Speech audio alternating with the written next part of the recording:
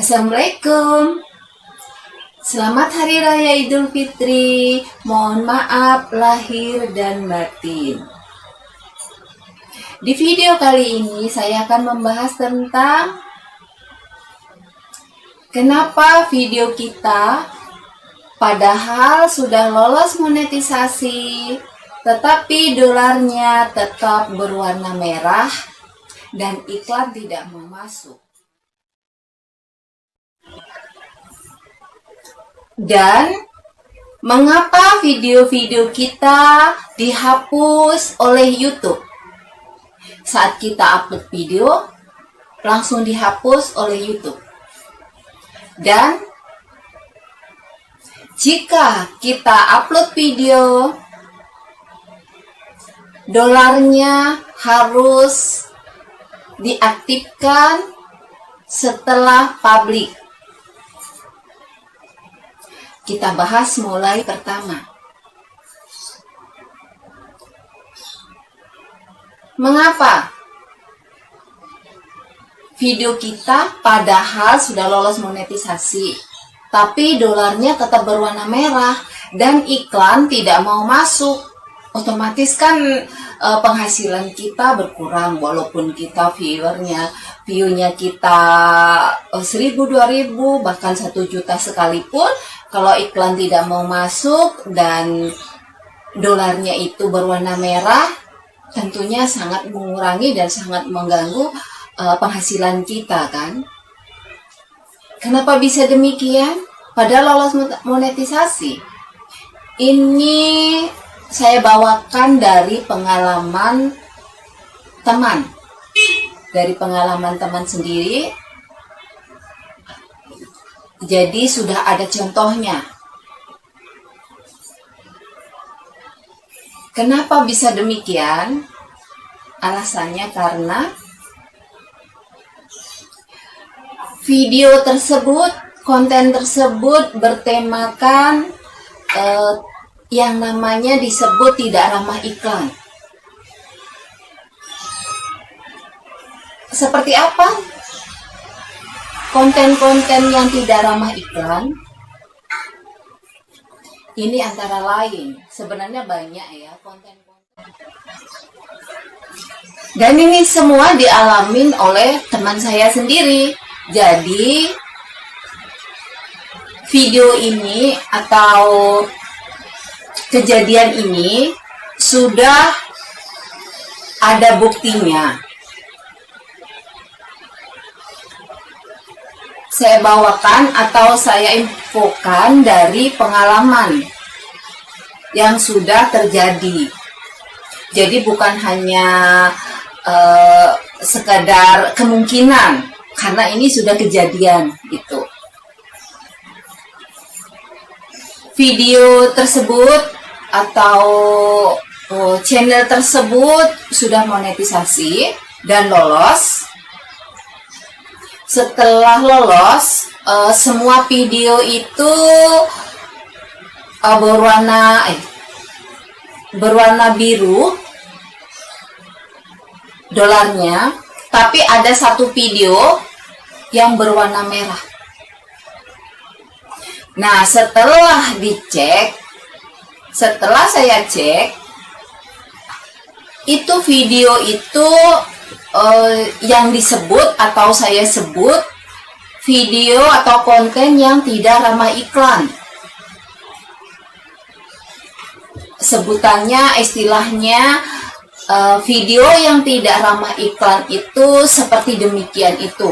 Makanya kalau video tidak ramah iklan itu tidak mau masuk, enggan untuk masuk. Makanya kita jangan sampai bikin video yang tidak ramah iklan jika kita tidak mau rugi sendiri. Rugi dalam arti walaupun view-nya banyak, tapi dolar berwarna merah dan iklan tidak mau masuk. Dari mana sisi keuntungan? Artinya kalau dilihat dari sisi keuntungannya tentunya lebih kecil ya, sangat kecil dibandingkan jika kita bikin konten yang ramah iklan, iklan mau masuk dan dolarnya warna biru, dolarnya warna hijau, bukan biru, dolarnya warna hijau. Seperti itu. Jadi kita harus membiasakan diri untuk bikin konten yang ramah iklan agar video kita nantinya dolarnya warna hijau. Seperti apakah konten tersebut? Dan antara konten-konten tersebut dikarenakan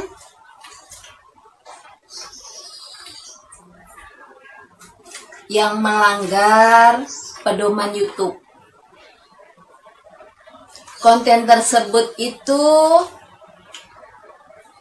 videonya tidak mendidik atau ada hal-hal yang kurang etis atau merugikan privasi orang lain,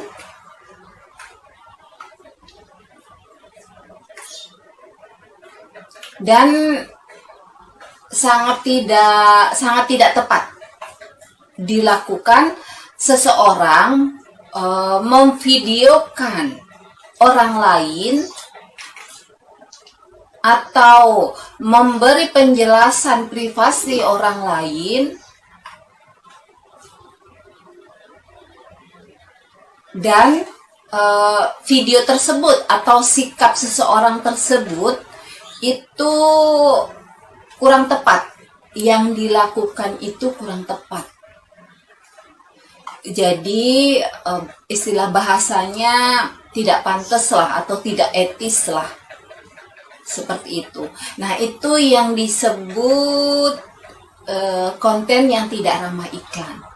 Jadi antara lain juga video yang tidak ramah iklan itu misalnya ada kata-kata tidak sopan, ada kata-kata kotor, ada kata-kata tidak mendidik, dan kontennya tersebut seperti merugikan orang lain,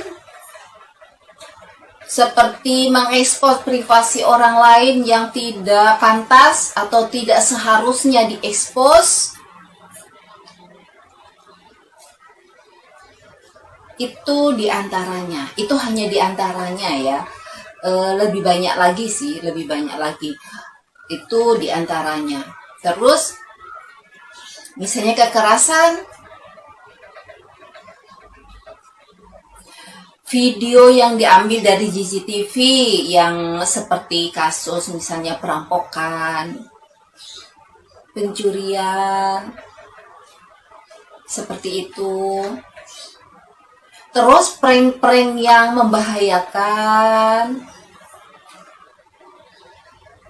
Jadi konten-konten tersebut itu diantaranya yang tidak.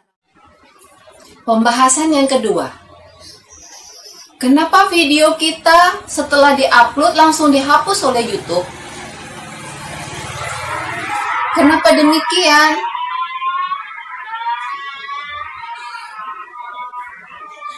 Ini juga saya bawakan dari kisah kejadian nyata, bukan hanya kemungkinan. Ini sudah terjadi dan fakta dan nyata dari konten teman juga. Video tersebut diupload, setelah terupload langsung dihapus oleh YouTube. Konten tersebut berisikan kejadian kecelakaan sangat parah.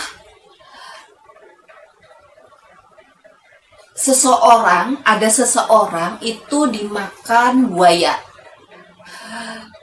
Dimakan buaya dan di dalam mulut buaya, masih di mulut, itu masih tersisa kakinya. Jadi badannya sudah ke dalam, jadi terlihat kakinya aja. Jadi sangat sangat tragis dan sangat miris gitu. pas itu divideokan. Jadi musibah yang sangat tragis dan miris saat divideokan itu langsung dihapus oleh YouTube.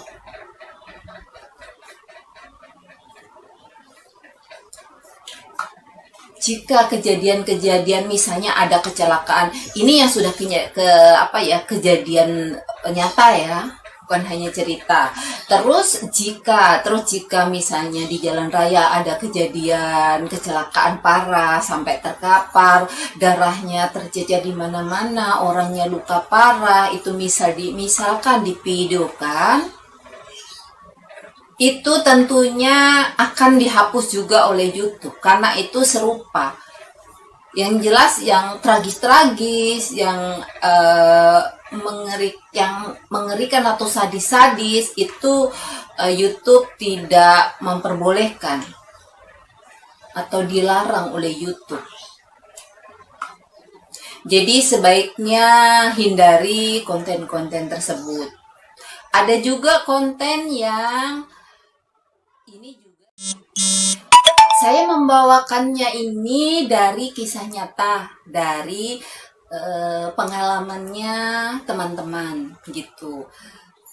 Jadi ini sebagai contoh, biarlah teman-teman kita yang sudah mengalaminya karena ketidaktahuannya, karena belum berpengalamannya, karena belum banyak wawasannya tentang seorang YouTuber itu harus bagaimana, akhirnya mengalami hal-hal seperti itu. Kita sebagai YouTuber harus menggali ilmu, harus tahu, harus mengetahui, harus mendalamin hal-hal apa aja yang diboleh dan tidak diboleh oleh seorang YouTuber agar kita tidak mengalami hal tersebut, agar kita tidak merasa kecewa atau merasa rugi telah membuat video dan menguploadnya. Jadi kita cari hal-hal yang aman aja, diupload dengan tidak ada masalah dan tetap menghasilkan dolar, itu tentu akan lebih nyaman dan lebih menyenangkan. Seperti itu.